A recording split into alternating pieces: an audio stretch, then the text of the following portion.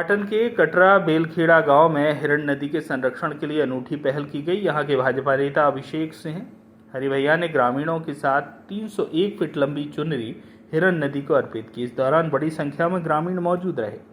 कटरा बेलखेड़ा के अभिषेक सिंह हरि भैया हिरण नदी के संरक्षण के लिए पहले भी एक यात्रा निकाल चुके हैं, जिसमें हिरण नदी के उद्गम से लेकर नर्मदा नदी तक संगम तक उन्होंने यात्रा की थी। वो लोगों को हिरण नदी के संरक्षण के लिए समय समय पर जागरूक करते हैं। बसंत पंचमी के मौके पर हिरण नदी के प्रति लोगों को जागरूक करने के लिए कटरा बेलखेड़ा के सैकड़ों ग्रामीणों ने चुनरी यात्रा निकाली।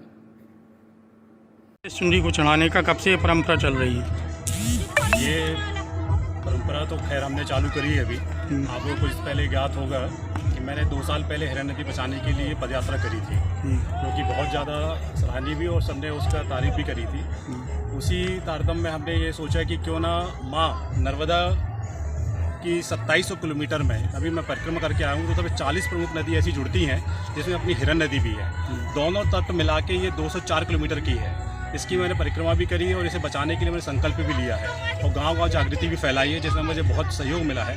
उसी सोच के अनुसार मैंने सोचा कि जब माँ नर्मदा को सब लोग चुनरी चढ़ाते हैं तो क्यों ना अपन हिरण नदी को चुनरी चढ़ाएं। इससे एक आस्था भी बनेगा और लोगों में विश्वास भी जागेगा और माँ हिरण नदी के प्रति उनमें एक जागरूकता भी बढ़ेगी। ये कम से कम 204 किलोमीटर में आप ये सोचिए सहायक नदियों में प्रमुख नदी है माँ नर्मदा के लिए। तो हम लोग सब जागरूक हों।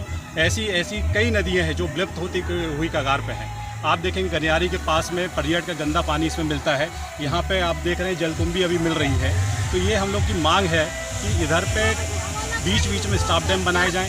स्टॉप डैम बना के माँ हिरण नदी का जो पानी गर्मियों में सूखता है वो रुका रहेगा और गनियारी में एक ऊपर वाटर ट्रीटमेंट प्लांट लगाया जाए पर्यटन में, जिससे कि ये गंदा पानी हिरण नदी में न आए। आप देखेंगे गनियारी के ऊपर का पानी एकदम स्वच्छ है और जैसी गनियारी से नीचे पर्यटन का पानी मिलता है, यहाँ से गंदगी पूरी चालू हो जाती है। ये हिरण नदी को तो वो गंदा कर ही रही है, साथ साथ में हमारी पवित्र माँ नर्मदा को भी नीचे जाके गंदा कर रही है।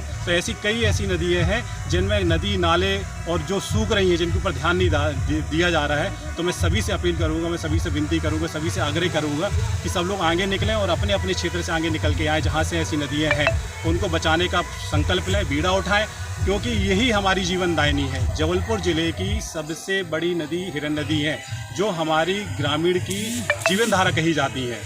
समझ लिए पनागर, सिहोरा, कुंडम से तो आपका उद्गम ही हुआ है, फिर आगे पनागर में मिलती हैं, आप पनागर से फिर आप पाटन में मिलती है, पाटन से आप सीधे साकल घाट में जाके बरगी विधानसभा में माँ नर्मदा से मिल जाती हैं। तो मेरा सबसे विनम्र निवेदन और आग्रह करता हूँ कि ऐसी बड़ी बड़ी नदियों को बचाने का, ऐसी पवित्र नदियों को बचाने का बीड़ा उठाएं। धन्यवाद। जबलपुर से आशीष बात्रे की रिपोर्ट।